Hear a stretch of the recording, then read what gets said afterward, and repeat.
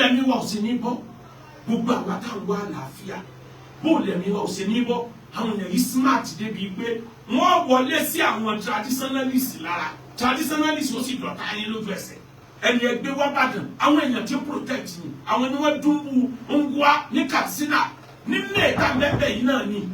ẹ wá ní àfọkànbalẹ̀ bó la ṣe fẹ́ fọkànbalẹ̀. ẹ̀yin ti Gúnmi nìbàdàn ṣé ká fi ọkàn balẹ̀? èyí ni ìbéèrè tí Sheikh Taofeek Akeugbagold ń béèrè lọ́wọ́ àwọn olórí ẹ̀sìn nílùú Ìbàdàn. gbajúgbajà oníwàásí àgbáyé ni Sheikh Taofeek Akeugbagold òun náà ni ó ti bẹ̀rẹ̀ sí ní béèrè ìbéèrè lọ́wọ́ àwọn tí wọ́n jẹ́ olórí ẹ̀sìn kan nílùú Ìbàdàn tó sì béèrè ìbéèrè lọ́wọ́ àwọn tí wọ́n jẹ́ adarí ní orílẹ̀-èdè Nàìjíríà àti àwọn ọba nílẹ̀ Yorùbá. nínú fọ́nrán kan eléyìí tí Sheikh Akeugbagold ṣẹ̀ṣẹ̀ ṣe òun náà ni ó ti ń sọ̀rọ̀ látàrí bí wọ́n ti pé àwọn olórí ẹ̀sìn kan nílùú Ìbàdàn òun náà ni wọ́n ti gbàlejò Sheikh Gúnmi ẹni tí ọ̀pọ̀lọpọ̀ èèyàn mọ̀ sí ẹni tó ń jẹ́ agbódegbà láàrin ìjọba àwọn aráàlú àti àwọn agbésùnmọ̀mí lórílẹ̀‐èdè Nàìjíríà. ọ̀pọ̀ ìgbà náà ni Sheikh Gúnmi ti lọ rèé ṣe ìpàdé pọ̀ pẹ̀lú àwọn agbésùnmọ̀mí tí yóò sì mú àbọ̀ wá fún ìjọba wípé ohun tí àwọn agbésùnmọ̀mí fẹ́ rèé. wọ́n pe Sheikh Gúnmi ọ̀hún ó náà ni àwọn olórí ẹ̀sìn kan gbà lálejò nílùú Ìbàdàn.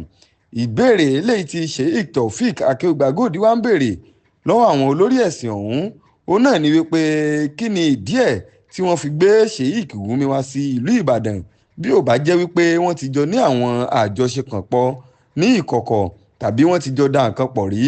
ó pé kò yẹ kírú Sheikh Gúnmi kó máa wà ní àwùjọ àwọn tí wọ́n bá jẹ́ ẹlẹ́sìn bí wọ́n bá jẹ́ ẹlẹ́sìn ní òtítọ́ àti òdodo. nínú ọ̀rọ̀ eléyìí tí Sheikh Akeugbagold tún sọ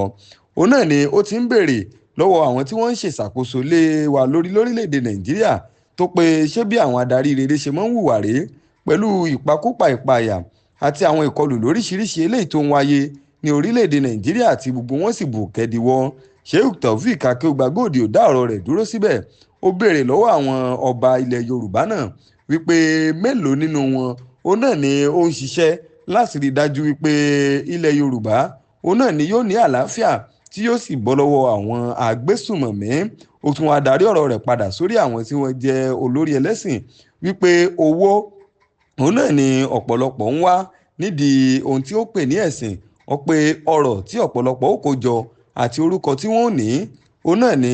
ó wà lọ́kàn ọ̀pọ̀lọpọ̀ àwọn èèyàn tí wọ́n pera wọn ní olórí ẹlẹ́sìn. Sheikh Taofeek Akeugbagold ti wá sọ di mímọ̀ wípé ṣé kí àwọn olùgbé ìlú Ìbàdàn fọkàn balẹ̀ àbí kí wọ́n jẹ́ kí ọkàn wọn mọ̀ wà nínú ìbẹ̀rùbojo látàrí gbígbàlejò tí àwọn kan gbàlejò Sheikh Gúnmi.